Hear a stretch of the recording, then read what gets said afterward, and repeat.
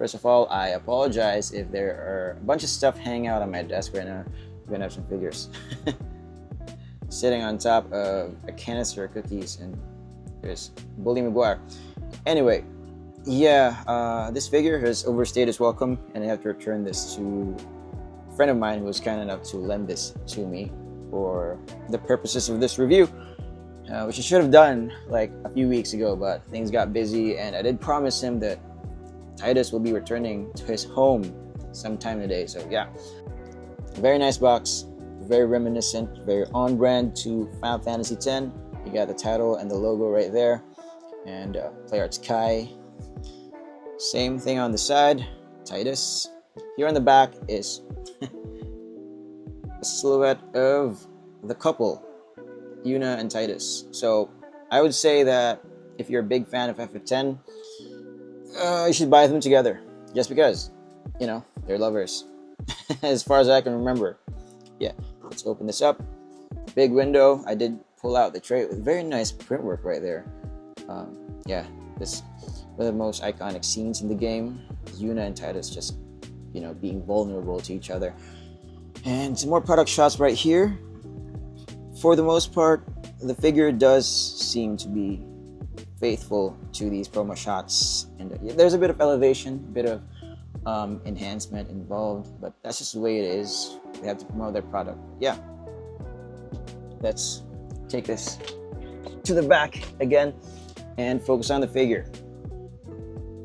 Right off the bat, he does have some very nice detail work going on, and unlike most PlayArt's Kai figures that I've experienced so far, he does have a good amount of shading where the skin is concerned. So yeah, let's take a moment to appreciate his silhouette right here. All the details thrown into this figure, sculpted and painted. It does look exactly like the actual character model, not the CGI renders, but you know, when you're playing, when you're actively involved in the game. One of the few gripes that I have is this: his calves could use a bit more definition. His calves, as they are, do seem to have been, you know, atrophied or something. Especially for someone who's a star player in Blitzball, I would imagine that you should have a bit more of an athletic build in the legs, in the leg section. But you know, for the most part, he is pretty accurate to the character model. One more major gripe that I have is this.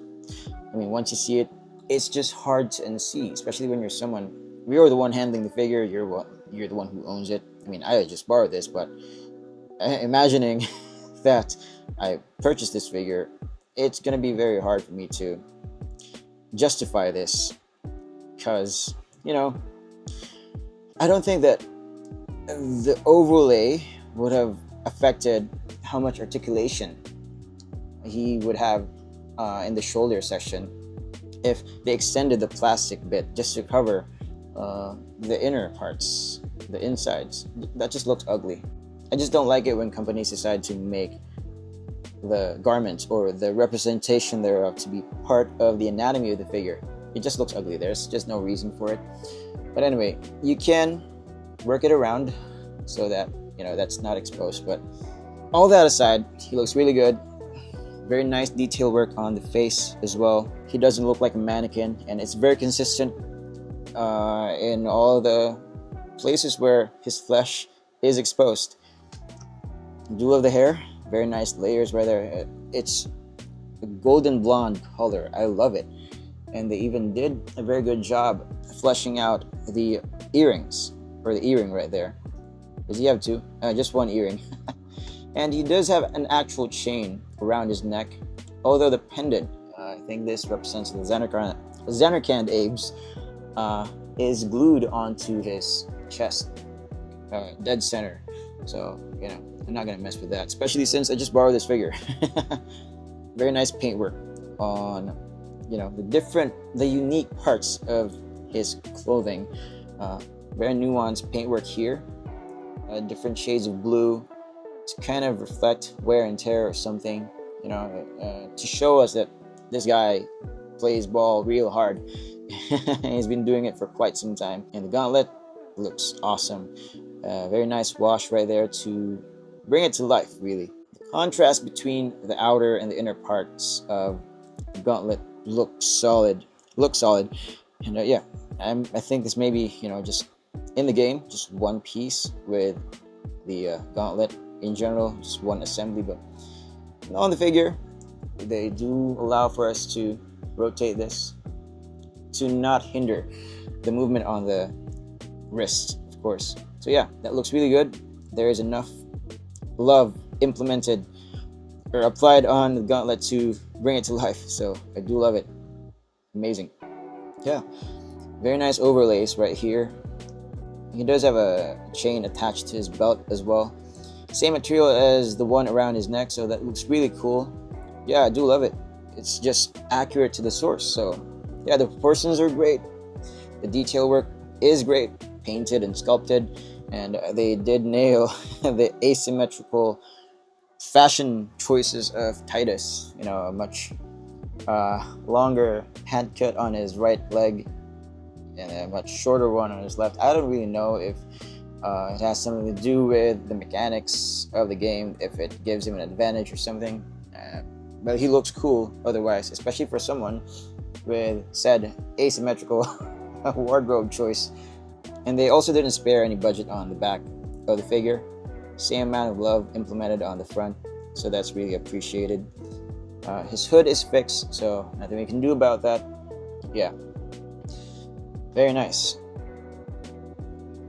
Back when my brother and I played this game like a millennium ago, I was mostly a backseat gamer, but I was quite active in that role where the experience was quite vicarious. We did take turns, of course, but for the most part, he was playing a good chunk of the game. Yeah, we would strategize together, especially when things became too critical. I did contribute in the turn-based decisions that you needed to do in the game, setting Tidus to the side so that we can focus on the accessories for now. Starting off with the Brotherhood, I did attach the hand that holds the sword. So yeah, very fitting design because it has an aquatic theme. I don't know how this was forged, but it looks really cool. Got the water bubbles inside. And yeah, like I said, very fitting to Tidus since his sport is a water-based sport. Blitzball happens in this spherical body of water. Spherical body of water. I don't know, how they're able to do it, but yeah, that's the magic of the game. Super loyal to how it looks in the game. Amazing, just amazing details right here. Wow. Okay, moving forward. Yeah, like I said, he does come with the hand that holds the sword. There's a separate plastic piece right here. Yeah, like a tassel kind of thing. And there's a separate thing right here. I don't know what this is. Sorry. It's like a representation of a rope. Maybe. I don't know. There's this thing at the tip that's kind of pointy and kind of a diamond shape, I guess. Yeah. Anyway. And then we have the Blitzball. Super nice. I think these special characters right here are all bed. I don't know. Maybe. But yeah. There's that. White, blue, and the yellow special characters. And then we have this extra faceplate. His game face. Nice.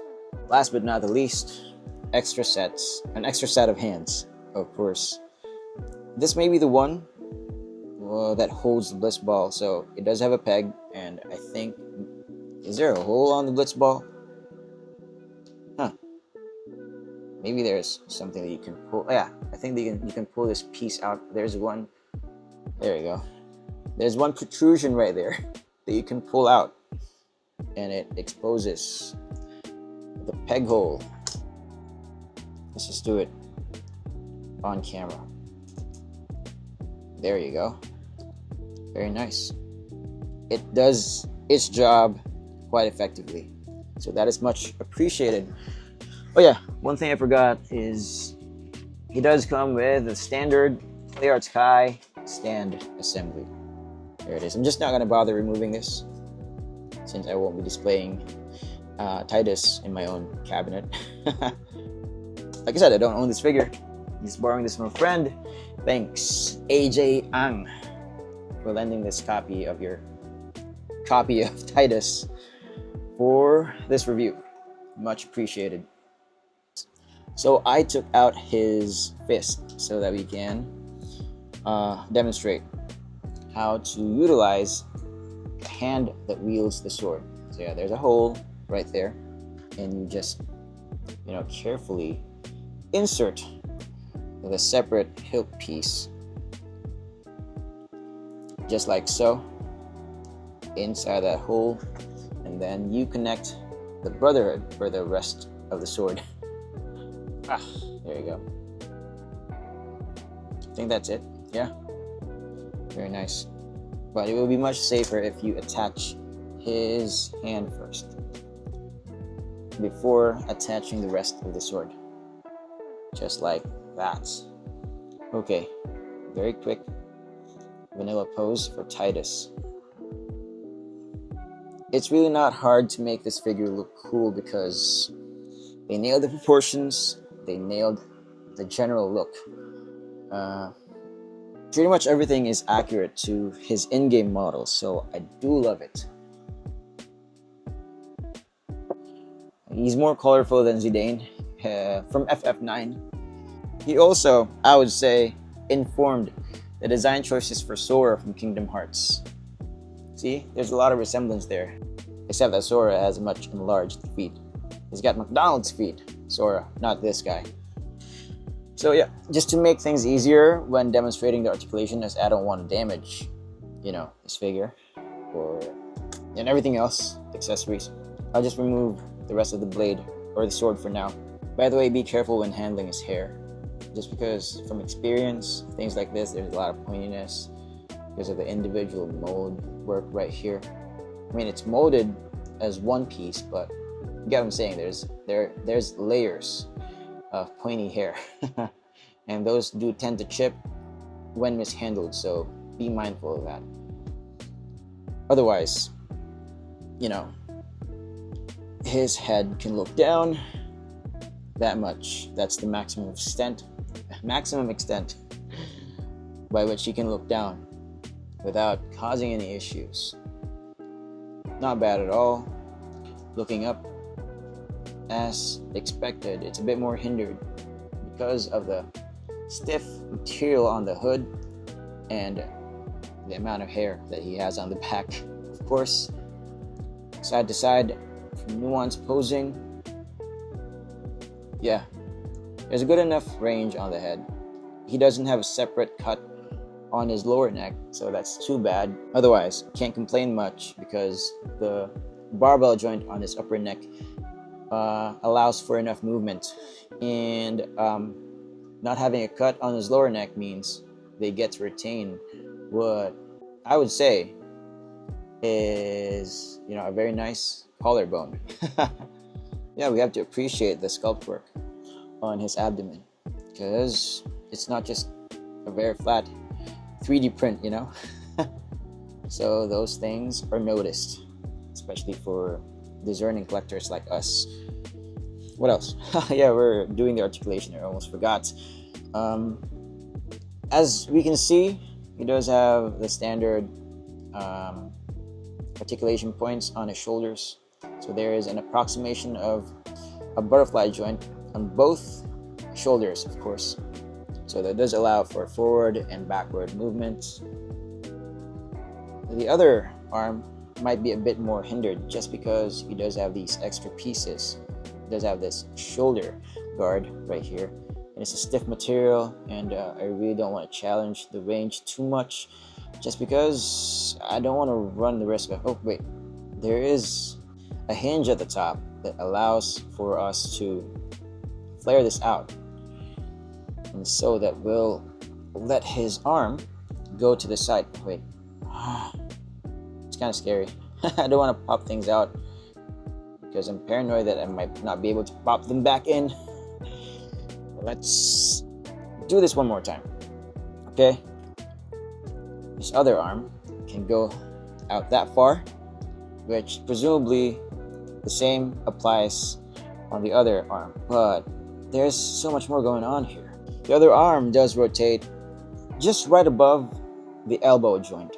So there is a more unique arrangement here, more unique assembly to account for the extra pieces that his left arm does have. So yeah, there is an articulation point just under the sleeve, the much shorter sleeve on this arm, that does allow for us to rotate the arm. And then you really have to look inside through these holes or through these perforations so that you know where to bend it, just like that. So the left arm does have a more limited range in terms of bending the elbow, because there's just so much going on there, and I can't complain. They wanted to make the figure as accurate as possible to the source, and I would say that they did a very good job, except for they did the best that they could to maximize the range here.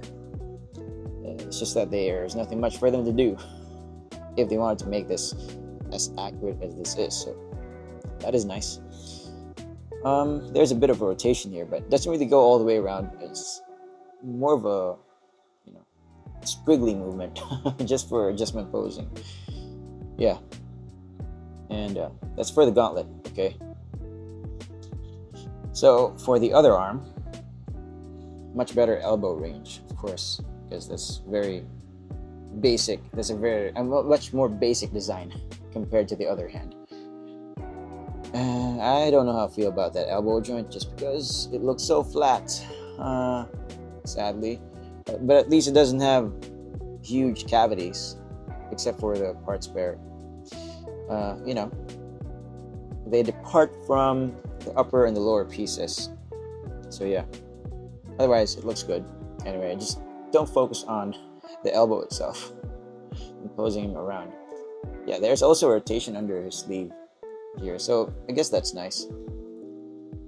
But the shoulder itself does rotate. So there's a lot of posing going on his arms. You just have to be a bit more inventive on his left arm because of everything else that's going on there. It's much harder to pinpoint where you're gonna extend his left arm from the shoulders, just because there's too much going on.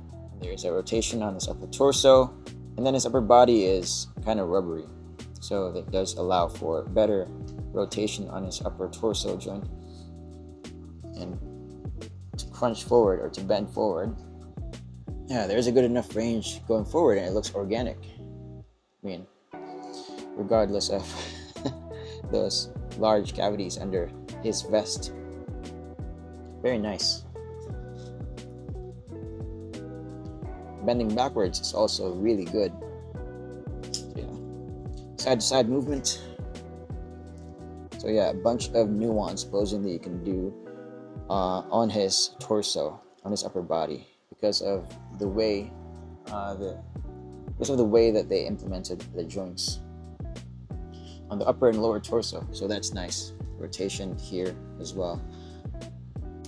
So his legs go out almost all the way out. Yeah, they go out that far. Almost full-on splits. Full-on splits.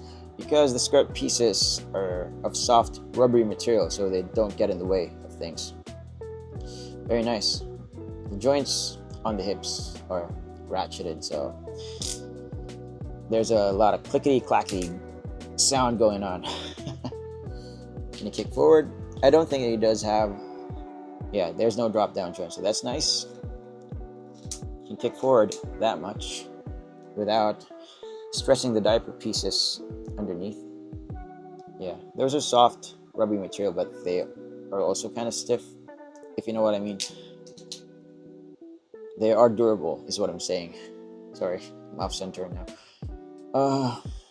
We also have this thigh swivel, a thigh cut to be exact. Yeah, he does have a swivel on the hip joint right there, so that's nice. But to afford better range, there is this thigh cut, which is not so bad because it's mostly covered by these skirt pieces, so that's good. Same here on his left leg, And knee joints, good knee joints, double yeah, good knee joints, double jointed. They don't look bad at all. At least the ugly part is covered by the long pant on his left leg or right leg. Same goes for the right leg or the left leg. Now I'm confused. The ugliness is not hidden at all because he has much shorter pant cut right here. Yeah, but it doesn't look too bad. It doesn't look as bad as Cloud's knee joints. Okay, what else? He does have a boot cut or a shoe cut right by his ankles. That's hidden well by the upper part of his boots. So that's nice. Rotates very well. And his foot goes backward that far, kicking forward. Good enough as well. Does have a toe joint. And it is kind of stiff, but it's well placed, of course. So it does its job well, I would imagine. And then we have an ankle rocker, of course. Functions really well, so no problem at all. That's it for his articulation. So as a 112 scale figure, or 1/6 scale, sorry. Let's measure his height. He runs at about almost 25 centimeters tall at the top of his hair, close to 10 inches, I guess. Yeah, just a bit under 10 inches at the top of his hair. Here's a fellow yellow-haired dude, a legendary Goku from SH Figure Arts. And Mafex, Scarlet Spider. We have another Deadpool figure right here, which I will be reviewing soon. It's the Kyoto Amazing Yamaguchi Rebel Tech Deadpool. Chunkier build, but still smaller in comparison to Tidus, of course, because they're not of the same scale. Then we have Bully Maguire making a special appearance right before his review, just because it's the OG Toby, the most formative hero of my generation, if I do say so myself. And here's, Mafex X-Force Deadpool. So yeah, just for scaling purposes, or just for fun. If I'm being honest, play arts guy have been super expensive and very overpriced for the past several years, and I guess that this is one that you can make an exception. It is sad that other companies are not able to handle their IPs just because they're gatekeeping most of their licenses or most of their IPs. So for Final Fantasy fans like myself, we're stuck with the Play Arts guy and the Bring Arts figures, which are exorbitantly expensive. My microphone just died on me, but since we're almost done, might as well just finish this with my phone's microphone. Anyway, like I said, I would make an exception for this figure if I had the budget, despite his price, because compared to other Play Arts guy offerings, he is more justifiable. Just because they nailed his design, the proportions, the paintwork, the sculpt, the amount of accessories they're getting. It's not a bunch, but there is enough for collectors to recreate scenes from the game and overall just have fun with this figure. And his articulation is not bad at all, especially where his left arm is concerned, where there's just so much going on. There's so much intricacy. Well, that's okay, because that's how he looks in the game. That's how his left arm looks in the game. Yeah, it's just much easier to have fun with this figure compared to other Play Arts guy figures. Just because they did a very good job, all things considered. He's still listed in a lot of places. I think he runs at around $150. I think that's pretty much the sticker price on this guy. I mean, toys have gotten very expensive these days, especially if it's a Square Enix figure. But if you're already spending a lot of money on crappy figures, then you won't be disappointed with this one, for sure. Thanks for watching, and I'll see you in the next one. Once again, thanks to AJ Ang for lending this figure to me to make this review possible. Much appreciated.